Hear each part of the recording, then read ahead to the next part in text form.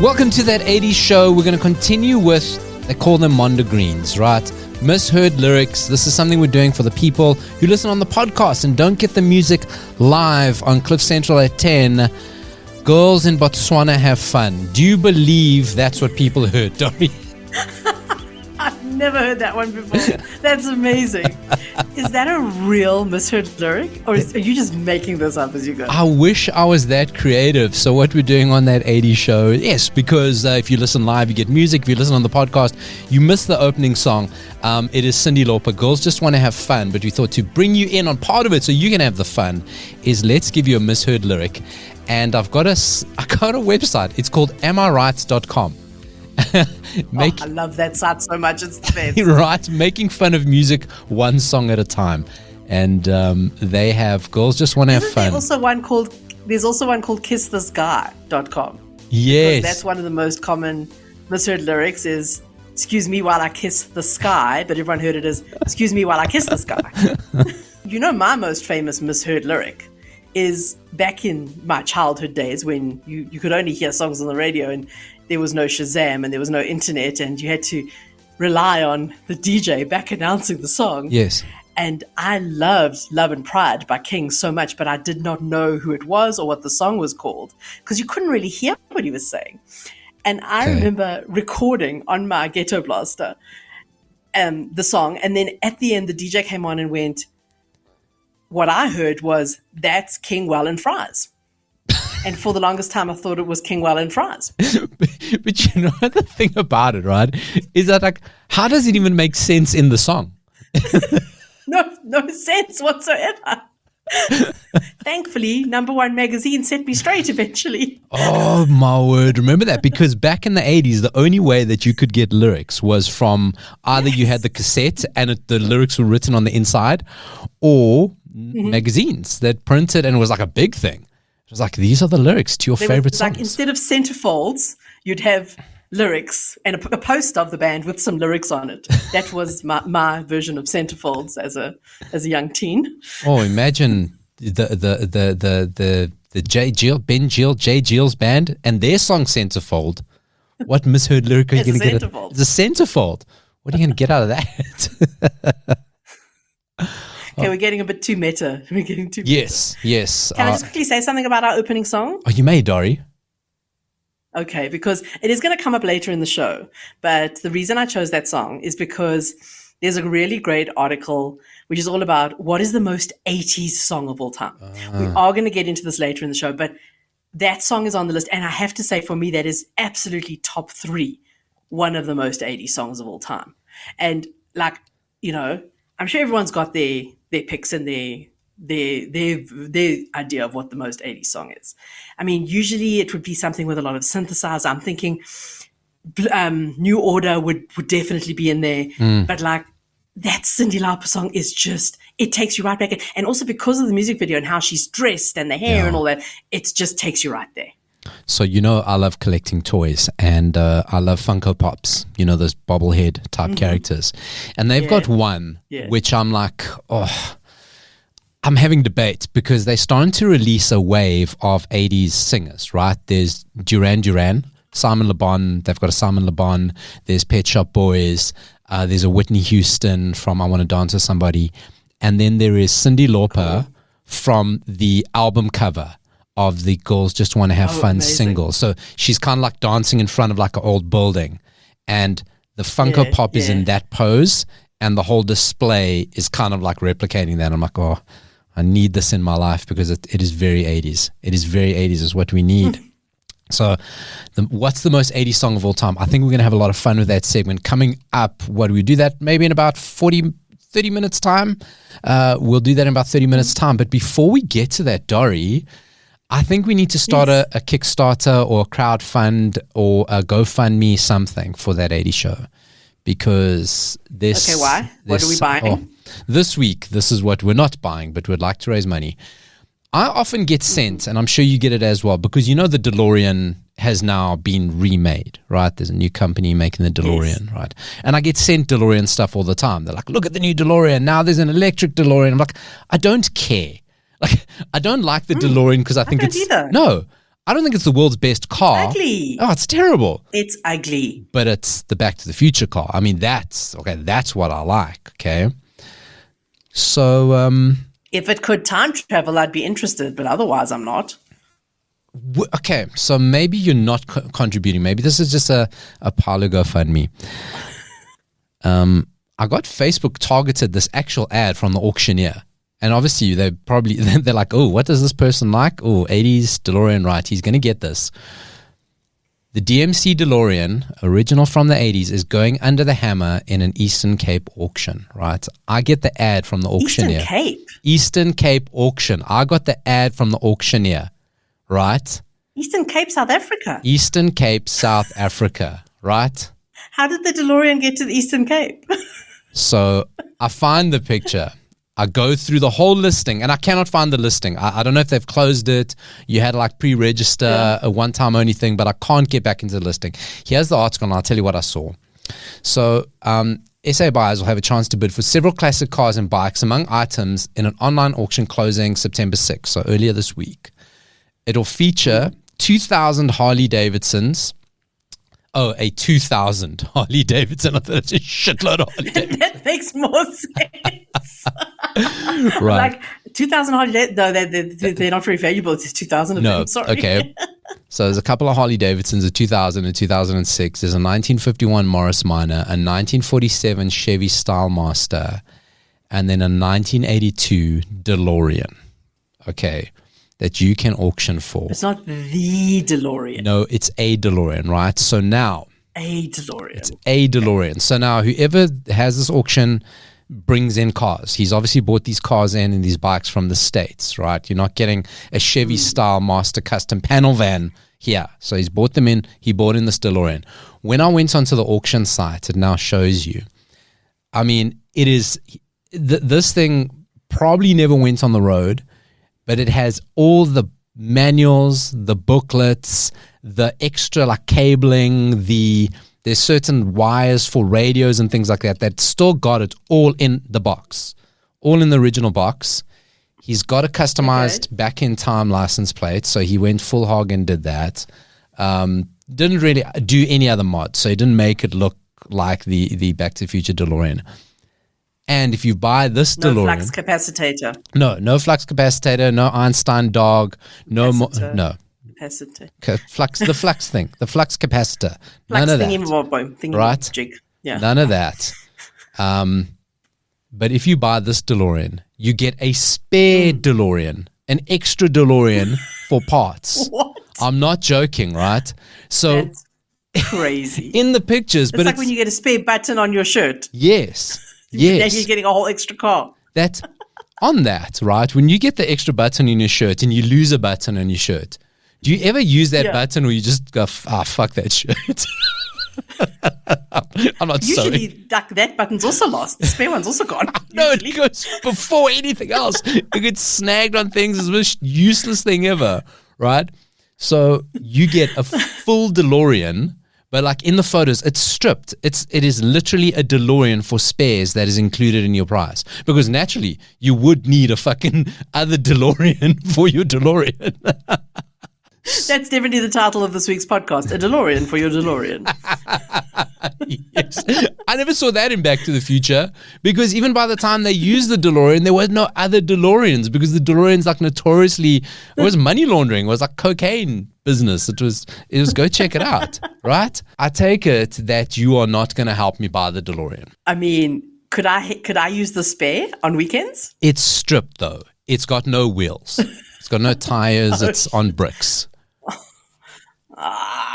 Well, put some tires on it. Because that's a hell of a deal. 2 DeLoreans. I mean... Then I might be interested. I mean, then what are you and I doing? We're dressing up as Marty McFly and Doc, and we're driving. We're fucking cruising around in our twin DeLoreans.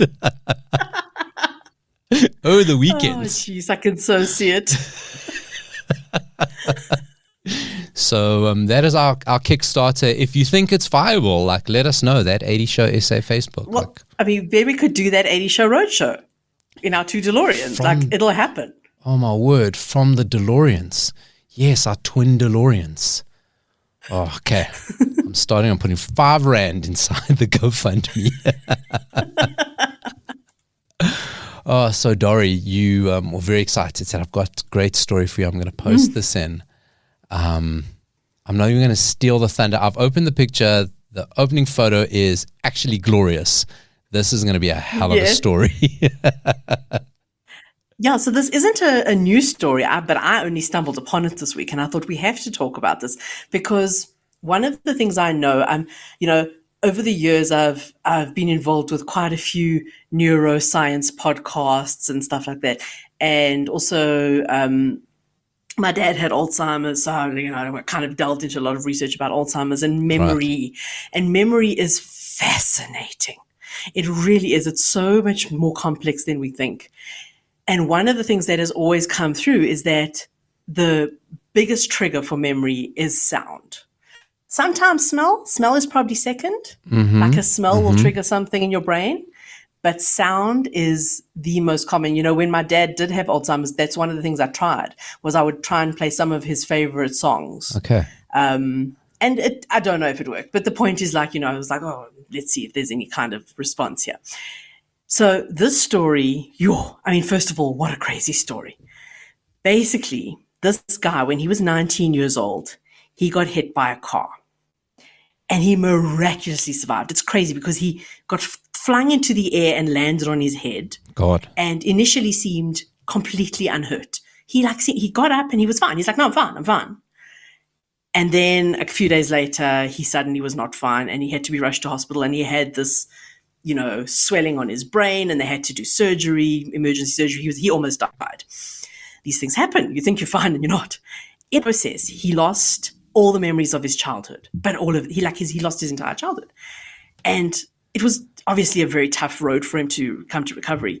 And he was thinking, I'm never, ever going to remember anything. Right. And then one day he heard The Whole of the Moon by the Waterboys and it triggered something in his brain. And it triggered this memory of like a Christmas with his mom. Okay. And he suddenly remembered hearing it on the radio. And that kind of opened the door for more memories to start coming back. But it was that song that literally opened the door to his childhood memories. And I don't know what's happened since, but because the article, obviously, it's from last year sometime, and this was like, oh, this is what's happening. It does look like he's done some talks. So he tells the story. I haven't watched his talks. There's probably more to the story. But isn't that interesting? And I'm thinking someone would just need to play me some Wham. If this happened to me, just play me some Wham and I'm good. And then you're back there. That is true. I'm trying to see here. And what I want to see is, did the Waterboys ever come out and say, hey, that's awesome. Come tour with us? I'll tell you, our friend Barrett, the chart savant and celeb savant, has an interview with one of the Waterboys lined up, as far as I know. So I will ask him to ask that question. That's it. That's some good stuff. We've seen Tony Hadley. Tony Hadley intervened in a competition in the Philippines because the person said his name wrong and they didn't give him the prize. And Tony Hadley intervened and said, he said my name. That's how I say my name. The guy's got to win. Scoop right here. Will we be the first people in the world to have that question asked of the Waterboys? That's some good stuff. The guy's name is Thomas Leeds. We'll post that whole article up on, and lots of videos. I'll go check those videos out on that 80 Show SA Facebook page. Just quick 80s moment in today's moment. The Taylor Hawkins tribute concert that happened this past weekend. Yes, I heard of it. I haven't watched any of it, but I heard about it. So very annoyingly, the live stream was on YouTube. I'd go, oh, well, everything you can get on YouTube, everything taken down the next day. So you cannot watch it. So I can't go back and watch it because I couldn't watch it live. I was at work. Yes. So I was like, no, I'll catch it later. You're saying I can't catch it later? No. There's like a couple of clips starting to emerge here and there. But no, they took it down, and because they're obviously going to release something, some other, tribute thing that you're going to have to pay for. But what I did see is now obviously Foo Fighters, and they had different celebrity or drummers from different bands. The drummer from Police was there. There was an AC/DC moment. It was like very, very cool. They had a Queen moment with Brian May. But on the drum set, in one of the sets that they played, they had Olivia Newton-John on the drum set, which I thought was quite cool. Wow. Yeah. That's cool. Yeah. That is weird, but cool. Very, very nice. So on that 80s show, what evokes memories is 80s movies. And each week we pick out a movie. I watching my movie last week and this week, right? I kind of went, I miss watching movies and TV shows without cynicism, right? Because are you getting deep? I'm having a moment. I don't know what it is, right? Okay. Okay, I'm listening. I'm here for you. So it really struck me when I was watching Big Business, my movie from last week. Shenanigans, twin shenanigans, yes, twinanigans, like our twin Deloreans. I mean, it's just twin nanigans. And it's so silly and it's so ridiculous. And it's real sliding doors. One gets out the lift, other one gets, it's just ridiculous, whatever. But yes. I don't know if it was a state of mind I watched it in that day, but I actually just sat there going, it's fine.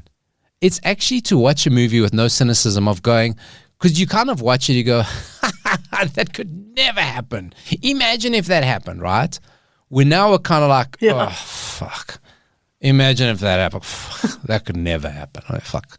And then I started thinking about it. I love superhero movies, right? I know you don't like it, but I love superhero movies. I think the reason I love them is because when I watched them first, kind of when they first started coming out, it reminded me and took me back into the world that I was in when I first met those superheroes in comics back in the 80s when I was a kid, right? So that kind of like, wow, seeing these people come to life and I know it's ridiculous, but wow. So that's the feeling I got. But now because there's a whole industry around these movies, not just the movies themselves, there's blogs and there's podcasts and there's YouTube channels and there's just Comic Cons, there's just so much around it. But all that, and it's the same, my other passion is soccer. It's the same, the cynicism actually fuels all that. So it's like She-Hulk, right? You would have seen, bombed, panned everywhere, not the greatest show, whatever it is. But it's like, maybe we should watch it with our 80s cynicism hat off. We had a hat, now we took off a hat. Now we don't have a hat, a cynical hat. And go, you know what? It's a fucking giant green woman. Like, what do you expect it to be? You know what I mean? So I do miss watching things with my 80s. And I'm not defending the 80s. There was horrible. There was a lot of stuff that you look at now, you go, oh, right? It wasn't great. But then back then we didn't know, right? We didn't know. I was like, we were more innocent. Yeah. We were stupid, actually. We were blasé. Didn't care. Yeah. But like, just some movies, and like especially in my movie I'm going to recommend today, watch it. So my recommendation for any movie from here on, watch it without cynicism. That's an album title. Watch without cynicism. I like that. So just take that from Pastor Paulo. I've given my sermon for the week. And I mean, it's interesting that you say that because the movie I want to talk about today, I was going to talk about how in the 80s, I thought it was the greatest thing ever. But now when I look back on it, I'm like, oh, roll eyes. What is that? But don't roll your eyes. So there goes, I'll try not to. Unroll them in your head. I will try and unroll my eyes. All right, let's go back to the video store of our minds. What are we hiring this week? The movie I want to talk about this week, I mean, we have spoken about this movie, not hugely on the show, but it's come up. But it's never been in our movie feature because, like I say, I kind of look at it now with a little bit of a cynical vision. What's the word? Cynicism. Yes. But it did come up in the news this week, and I thought, you know what? I think it's worth discussing. And then I found some very interesting factoids about it. Ooh. I'm not even going to tease this out. This week, I'm talking about E.T. the Extraterrestrial. I mean, what are we talking now? You're talking about it because it's the 40th anniversary release? 40th anniversary. Yes, the 40th anniversary release, and it's going to be screened on IMAX screens. It's actually a worldwide screening. Do you know that they're doing this worldwide? They're screening E.T. and Jaws on IMAX worldwide to celebrate, I think Jaws, it's the Jaws is 47th anniversary. Yeah, something like that. Yeah. Yeah. Whereas E.T., it's the 40th. And, I mean, they actually did it in August in the USA. And do you know that it made a ridiculous amount of money. It's like this movie was huge in the 80s. I mean, it was huge. It was a critical success. It was a critic success. It was a financial success. It was a success all around and made tons of money. In fact, I think it overtook Star Wars as the largest grossing film of all time. Something like that, right? And now when they did this re-release last month in America, it made millions in its first weekend. Millions. Again. Now, it's Spielberg, right? The cynic of me 2 weeks ago would have gone, oh, wow. Now it's magical. Isn't this magical? Steven Spielberg, he needed the money so much, and now he's getting it. Anyway, I'm not going to talk about E.T. I mean, if you haven't seen E.T. the movie, you've been living under a rock or you don't care. So I'm not going to talk about the story or the cast or anything like that. I'm going to talk about the interesting factoids that I learned this week about it that I did not know. E.T. was kind of like you had two choices of doing aliens because you were either a super scary, gross alien. Okay, you could have gone that way. Or you were going to be very cutesy alien like Elf. Okay, that's kind of where you had to go. Right. Or just fucking abomination alien like Mac and me. But E.T. kind of like landed in the middle of, he is kind of creepy. Yes. But in a cute way, or he's cute in a creepy way. You know what I mean? Like landed right there. It's like, I don't know how I feel about this. Yeah, I need some time to think about it. Yeah. Yeah. So, I mean, let's talk about the alien itself, because it did have, I suppose, like, you kind of did get emotionally attached to him. I mean, that was the plot and the story. You were supposed to be rooting for the alien. And he did have a cuteness, I suppose, with a bit of creepiness to him. But I mean, and I knew this. I knew that it was a bit of puppetry, but also there were actual people in a costume to play E.T. And I knew that they were, politically correct term, little people, right? But what I did not know. Was it always a person in the costume, or was it sometimes an animatronic? No, I think there was sometimes. Yeah. Well, they said the face was mostly animatronics, but the actual, like, when E.T. had to move, it was someone in a costume to move, like when he had to move and walk and stuff like that. So this I did not know. So two little people played him. As well as a 12-year-old boy who was born without legs. That I heard about. That I did hear about. Yeah. Yeah, I did not know that. So they took turns being E.T. Did you know? So there's that very, very famous scene where E.T. eats the Reese's Pieces. Yes. Oh, yes. They initially wanted it to be M&Ms. That was the plan, was for it to be M&Ms. And Mars Incorporated, who own M&M, refused. They were like, absolutely, we do not want to be associated with this. This is going to frighten children. This is going to ruin our brand. We are not interested. So then the Reese's Pieces people were like, we'll do it. We're keen. Use us. And it skyrocketed their sales after the movie. They exploded. Was that not? I think it was. M&Ms were probably kicking themselves. It was that moment that then prompted M&M to actually create their own brand mascots of the M&M, the little red and yellow guy, because I don't think they existed before that. And then because of this like fuck up, they're like, oh no, okay. It was either they had them before, but they never made a big deal about them, or they're like, oh shit, let's do something with these guys because you can't fuck that one up. It's like being the fifth Beatle, it's been that guy. What about the sounds, like E.T.'s voice? Do you know how they created E.T.'s voice? No. So, I mean, obviously it's George Lucas, Steven Spielberg, Industrial Light and Magic. They made the lightsaber noise by changing the frequency on a TV, like waving an electrostatic wand in front of a TV. So I can imagine it involved putting hands in mush or something equally as inventive. Let me read you off Wikipedia how E.T.'s voice was created. The major voice work was performed by Pat Welsh, who smoked 2 packs of cigarettes a day, which gave her voice a quality that's what you heard, like a weird quality. She did the majority of it, but The sound effects creator, Ben Burt, also recorded 16 other people and various animals to create E.T.'s voice. These included Steven Spielberg, actress Deborah Winger, his sleeping wife who was sick with a cold, a burp from his professor, raccoons, otters, and horses. Yeah, that's some good stuff. That's some good stuff. And I'd rather listen to all of those than what Patty Burke, who's the lady up front who smoked 20 cigarettes. Yeah.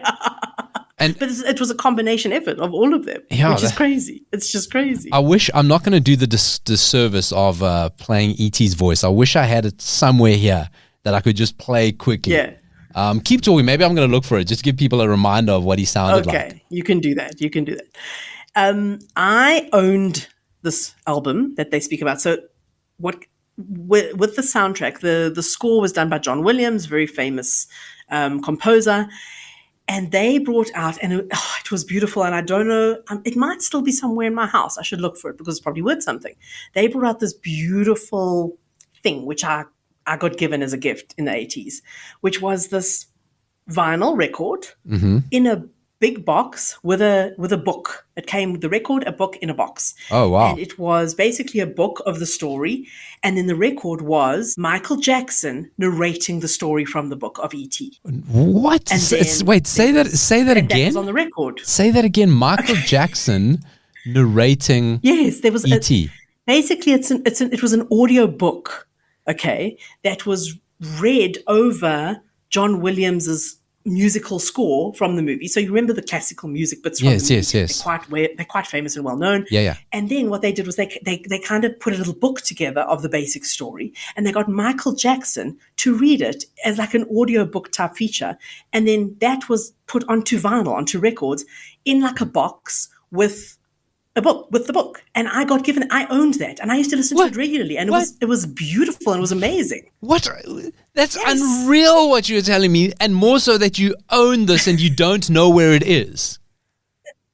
I mean, I don't remember giving it away, but who knows? Because it's probably worth something now. Although Michael Jackson, no, but okay. So out of novelty value, right? Out of just pure novelty value. So just imagine, we all know what Michael Jackson, what his speaking voice sounded like, right? Do you remember if they kind of like mixed Michael Jackson and E.T.'s voice together? Because I found E.T.'s voice. Let's take a listen. Okay. This is what E.T. spoke like. This is now a scene where they're trying to get him to say his name. E.T. We can talk. Okay, that's some mixed thing, but you heard his voice there, right? Yes. That's that weird little ET of the 2 packs of cigarettes a day with Michael Jackson, because that was Drew Barrymore. That wasn't Michael Jackson speaking, that little squeaky voice after that. I can't believe what you're actually telling me. I will find, I'm sure some of it exists somewhere on the internet, and I will find it for you. And then we will post it on our Facebook page. Dori, I mean... I promise you. And it was beautiful. The thing is, if you find this thing of yours, this album with the book and the Michael Jackson and that, and it's the 40 years and you could sell that and we could have our twin Deloreans. I just don't think you're thinking about me in this scenario. I think you're thinking... I'm not thinking of the bigger picture. My focus is too narrow. Exactly, Dori. So it's not just about the novelty. It's like these could fund twin Deloreans, and I feel like that's what the prize should be. You know what I mean? But anyway, it's just an idea. Okay. Just an idea. Okay, so just one last little factoid. 20 years ago, there was actually a 20th anniversary version of E.T. released. 20 years ago, what would that have been? DVD, Blu-ray, definitely. Disc, I don't know. Blu-ray, fucking all the way. Yes. And of course, it included some scenes that were not included in the original. And this is my favorite one that they describe. These included E.T. taking a bath, because that is something that we need in our mental image, is E.T. taking a bath. And hey, listen. It's probably quite cute. It probably is. I don't want to be that guy, but we've all seen E.T.'s finger. So, like, you know. I can't believe you went there. I can't believe you did that. I don't want to be that guy, but... You are that guy. You are that guy. One of my favorite things, and it pops up on websites all the time, of like bad movie merchandise tie-ins, right? And they had, and this is a legit thing, but very few people have it because they sold it and then they pulled it off the market and they realized what it was. It was an E.T. finger light up stick, right? But I remember that. The tip glowed because that's what happened with E.T. But it was just his finger, and his finger is veiny and fleshy, and it looks like something. It belongs on my favorite Facebook page called Accidental Penis. Yes. There we go. I said it. Now you know it. So we're gonna find that photo. We'll put it on our Facebook page at 80 Show SA. That is movie merch with the Michael Jackson book. I mean, just think about that. So, you know, it'd be cool. So I actually was listening to a movie review. I was listening to a radio station the other day that still has a movie reviewer. Believe it or not. I mean, what world do we live in? Yeah, still a movie reviewer. People go to movies? Well, and so much so that they need someone, like somebody goes on the radio in this day of 2022 that you have to wait for the radio to still...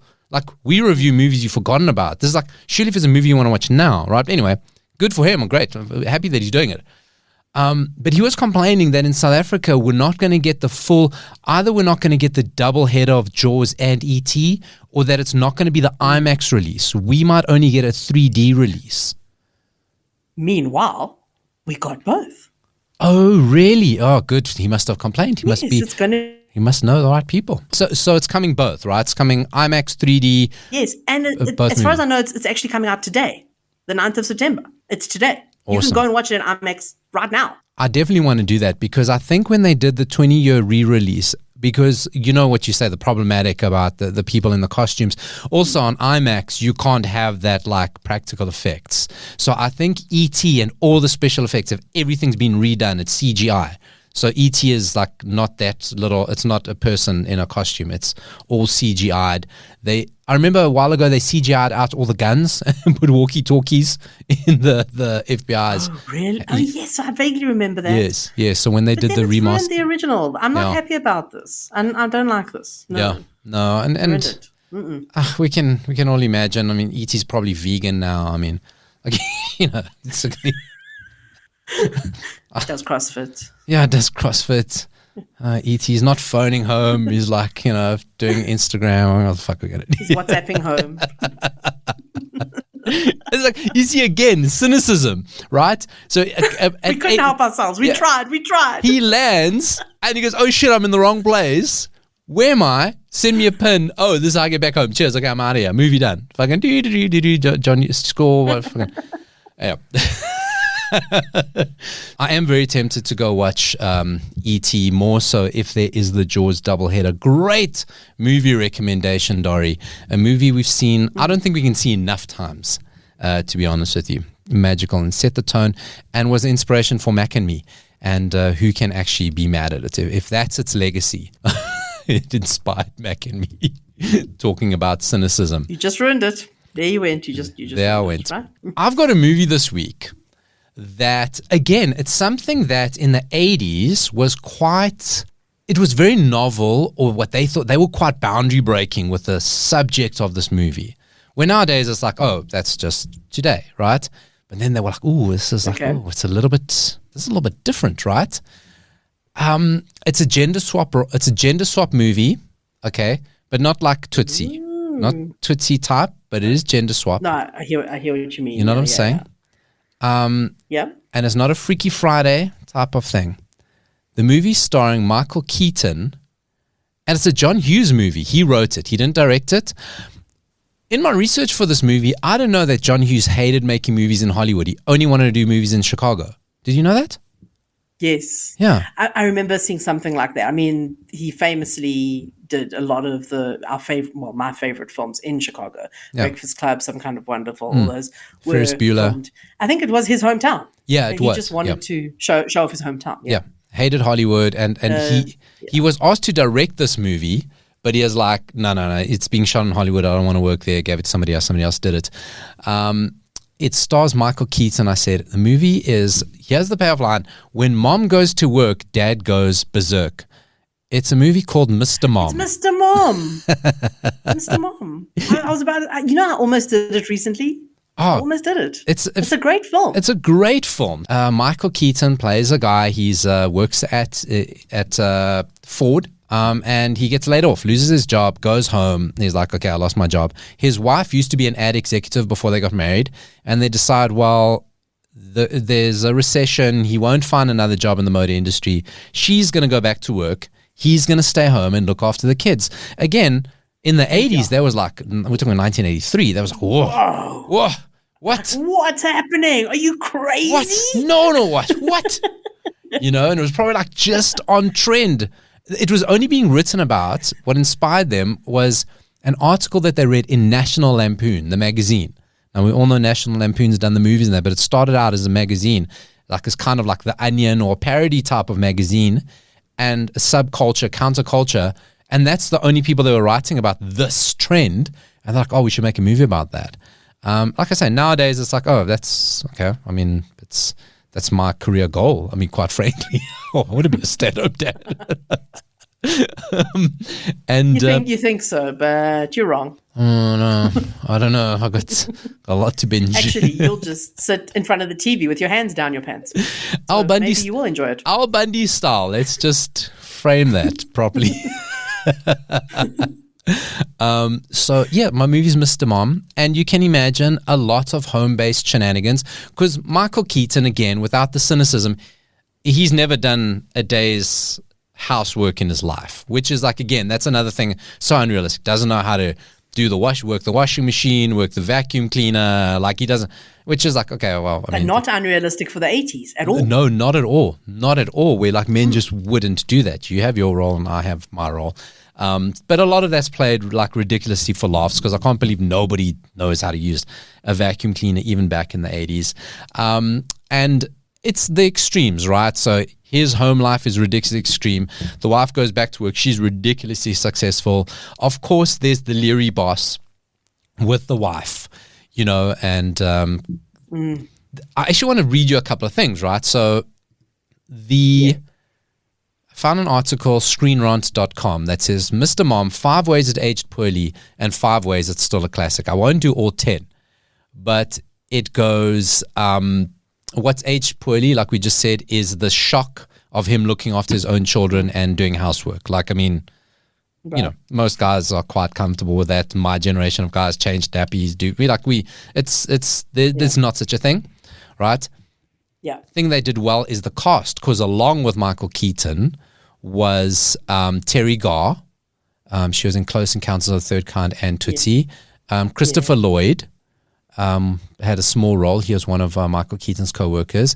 And Martin Mull, also in a role. One of those guys that when you see him, you know who he is. What aged badly is Caroline, the Michael Keaton's wife, being leered at and pursued by her boss because he goes, oh, Yazza Hardy, I'm just going to make moves on her. No. Me too. We can't win. That's not going to happen. It's not going to happen at all. Michael Keaton's character, the neighbor, she's like a little bit oversexed, and she's like, ooh, this fact of a man, a good-looking man at home all day by himself, I'm definitely going to seduce him. So a bit of slut shaming going on. That's not going to work. Right. The workplace dynamics, because not only does the wife have to deal with all the men like disregarding her and the boys club, the woman thinks she's only doing so well because she's sleeping with the boss. And then, like I said, the ridiculous extremes. It's like his house is unmanageable. Her job is so fantastic. They've got no balance whatsoever, which is quite, unrealistic because we're a lot more balanced. We understand how to manage the two. But what it did set up is the gender reversal roles, because this came out just before 3 Men and a Baby, and then Full House then came out 1987. And both of those were like, of course, men looking after babies, a complete different dynamic of what men do. In Full House, Joey and Uncle Jesse, they were their names, yeah. They both stayed home, looked after the kids. There was no mom in the first few seasons. So it kind of pioneered that. It's a romp, and it's fun. and you can watch it without a cynical hat, even with a cynical hat, and you'll still enjoy it. The funny part, what I quite like, is Michael Keaton, every time he kind of, especially with his wife's new boss, she comes and meets him. He comes to pick her up because he's going to take her on a private jet to go meet the client. But now he's got to act super macho around the house. He doesn't really, just because I'm stay at home. So that's quite funny. Yeah. They did a reboot of it, sitcom, 2019. I vaguely remember that. No. It's not that it wasn't good. It's just that, so in that, one of the daughters from the original movie now grows up and now finds herself in the same situation. Husband loses the job, whatever. But in 2019, it's just that's... Yeah. I mean, it's okay. Yeah. Cool. It's just a sitcom now. What are we going to do? It's not interesting. But those are our movies for the week. What do you think, Dori? Not bad. I pat us on the back. Pat us on the back. Made a lot of money, Mr. Mom. A lot of money. Box office success. Michael Keaton's first star billing. He actually turned down the role of Splash for this movie because he didn't want to be typecast as the sweetheart. And as we've seen, he's very diverse. Yes. And then went on to play Johnny Dangerously, which was fantastic career move. You fucking asshole. So we are quickly running out of time. But before we go, I've got to get into Dori's article about the most 80s song of all time. We spoke about beginning of the show, Cyndi Lauper. I assume that's the number one song, right? Well, it's not like a chart. There's basically just, I don't know, a little bit of research was done. Somebody asked a question on social media, whatever. And it was put out there. And then this article collates the most popular responses to what is the most 80s song of all time. Well, no, so Dori, not the most, in order. Not the most popular, the most bodacious answers, as it says here. 80. Bodacious. The most bodacious 80s song. Yes. On the list, Paulo, in fact, right at the beginning, is Take On Me by a-ha. Oh. The article starts with Take On Me by a-ha. Oh. Well, it's just a fucking shit article. I'm not going to read it anymore. I'm not bothered. Who starts with Take On Me? Anyone's listening to the show for the first time and is confused, listen back to literally any other show that we've done. Crib notes, we go watch a-ha live in concert. Their biggest song, Take On Me, they start the fucking concert with that. It's your encore. For everybody, it's your encore. Anyway, moving on. That's what happened. Moving on. On that, by the way, have you seen that trend on TikTok where you can a-ha yourself? Yes. Oh, yes. That's so cool. Why haven't we done one yet? We're probably going to wait for it to be passé. And then Barrett did one. Go check out on Celeb Savant. On his TikTok. Yeah. He did it, and it looks really cool. Yeah, I think we should do one. But like us, we just wait for things to not be popular anymore, and then we do them. It's that 80s show. I'm too old to be on TikTok. I refuse. No, you must be on there. TikTok. You must be on there, like we spoke about earlier. The second you sign up, they're going to show you men without shirts on. That's what's an appeal.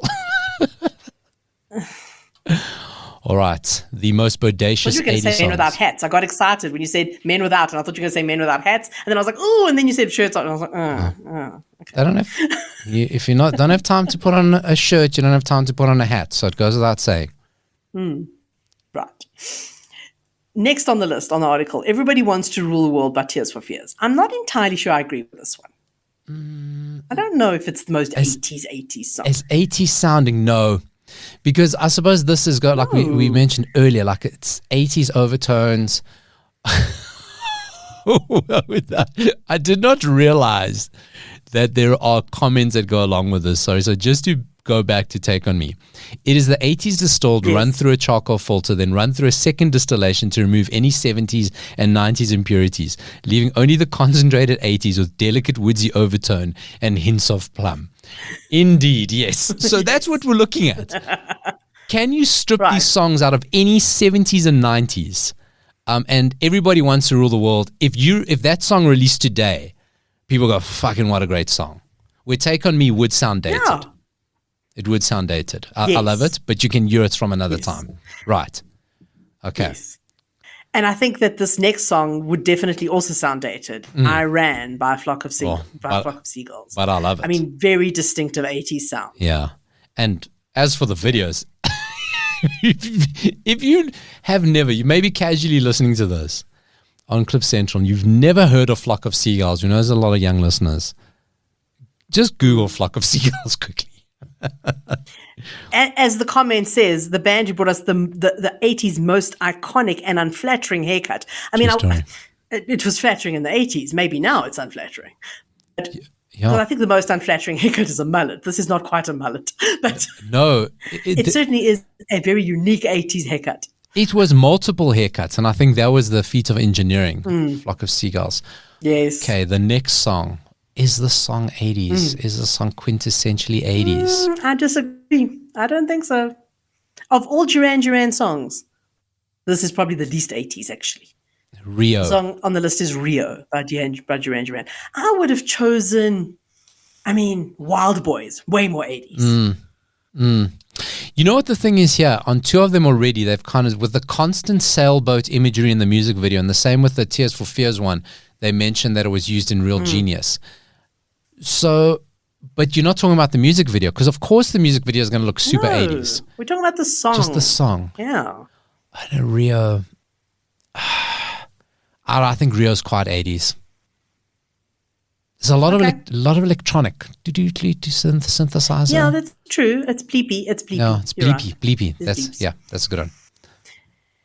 The next song, I'm not sure either. Let's Go Crazy by Prince, because for me, Prince's music is relatively timeless. Yeah. I mean, When Doves Cry is very 80s sounding, but there's a timelessness to his music. So yes. I don't know if I agree with that. Then the song we started the show with, Girls Just Want to Have Fun by Cyndi Lauper. I agree. Absolutely one of the most 80s songs. Super.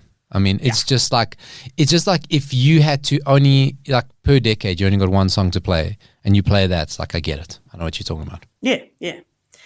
Video Killed the Radio Star by the Buggles.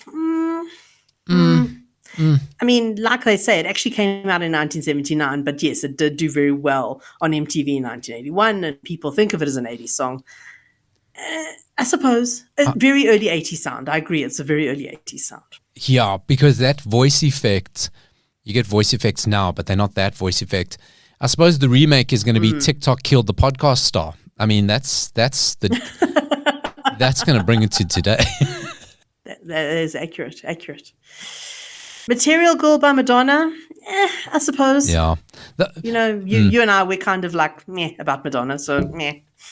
Madonna's generational though, because Madonna, you could do a song and go, quintessential 80s sound, here's a Madonna song for it. Quintessential 90s sound, here's a Madonna song for it. Quintessential 2000 sound, here's a Madonna song for it. Quintessential tweens, early 20s song, here's Madonna's vagina as an NFT. That's kind of her progression. If I had to choose the quintessential 80s Madonna song, I would choose Like a Virgin. Because... Or Into the Groove. Because Material Girl sounds very much like Girls Just Want to Have Fun. They're very similarish. There's a very similar tone. She's got the highs and there's too similar. So I'd say, look, Madonna's 80s songs are very 80s sounding. They just are. Yes. Oh, this next Just Can't one. Get Enough by Depeche Mode. I mean, can't argue. Can't argue with that one. Really. If you have close to you an 80s compilation CD or even an 80s playlist on your music stream, whatever, this song is on it. It's within the first 3 songs, guaranteed. Guaranteed is one of the first 3. Yeah. This song, they invented the synthesizer for this song. It's like, we're missing something. If only we had something that sounded like a synthetic keyboard.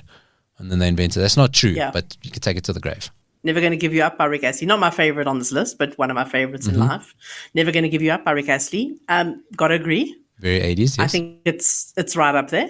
Correct, very 80s. Can't argue. Next one, I'm not sure. Every Rose Has Its Thorn by Poison? Nah, come on. Nah. No, rock in the 80s was very 80s rock sounding. It had a very different sound to rock now. His hair and his look, very 80s. But again, we're talking about the song, not the music video. All right. We'll put that like as a middle ground. I'd put it top 10, not top 5 in my list. So these next two. One, Definitely can't argue. Let's do the next two actually as a twofer, because these are 80s as you can get. It's true. Danger Zone by Kenny Loggins and Don't Stop Believing by Journey. Literally can't argue with either of those. Both feel good. Both make you feel great. But both make, this is of another time when movie stars made films about flying jet planes. What a time. What a lovely time. What a time. 99 Luftballons by Nina. I can get on board with that. But I'll say okay. Only the original German. We don't read balloons. It's got to be the Luftballons. Yes. It's got to be the original German one. Right. I'm on board. And I love the comments on it. Childlike wonder mixed with images of a nuclear holocaust. Nothing more 80s than that. Well, agree. Kind of like maybe we don't have childlike wonder anymore, but there are threats of a nuclear holocaust. So maybe it's time for a new one. 100 Luftballons. I'm going to skip the next one because we're going to play out with it. And for me, that is my number one 80s song. So I'm going to skip it for now. We are going to play out with it. Right. But the other one on the list, Walk Like an Egyptian by the Bangles. Yeah, I suppose. I think Manic Monday more. Oh, but could you get away with a novelty song like Walk Like an Egyptian now? You couldn't. That's true, so 80s. True. And you definitely could not get away with a song called Walk Like an Egyptian That's what I'm saying. Because that is cultural appropriation. So you definitely can't. Right? No. That's what I'm saying. Comment here is we are not all doing that stupid dance all the time. Oh, no, we were all doing that stupid dance all the time. Yes. And we were. It's true. Very glaring omissions from this list. Like I said earlier, New Order, Blue Monday, and of course, Wake Me Up Before You Go by Wham. Like, come on. Yeah. Damn it. Just disregard the whole list now that you spent 10 minutes listening to it. So well done. That is a list of the most 80s sounding songs that are all bodacious. Some of them are kiff even. Some of them are really kiff songs. And we are going to Gnarly. We're going to wrap it up with Don't You Forget About Me, Simple Minds. What a week this show has been. We hope you listened to it without cynicism, because if you did, you're not going to be back next week. And we really liked having your ears for this past hour. Everything that you heard on the show, you can find on that 80s Show SA on Facebook. Maybe we'll do that TikTok thing where we go into the comic book. I don't know. Maybe we'll do that, Dori. Of all the things in today's show, what's the most interesting thing that you learned? That you are ready to mortgage your house for a Delorean, which I still don't understand. Twin Deloreans. Dos Loreans, Dori. Dos Loreans. Dos Loreans. Thanks for joining me. Goodbye.